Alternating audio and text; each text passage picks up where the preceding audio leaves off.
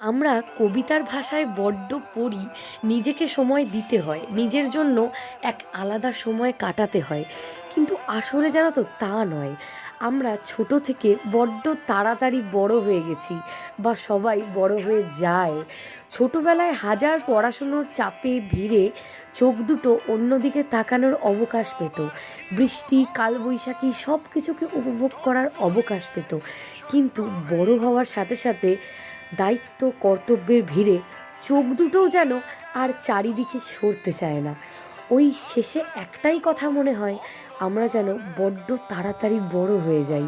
আর বড় হয়ে যাওয়ার সাথে সাথেই ছোটোবেলার স্মৃতিগুলো আমাদের দিকে তাকায় আর হাসে, বলে খুব তো বড় হতে চেয়েছিলি, নে এবার এনজয় কর তোদের অ্যাডাল্টহুড।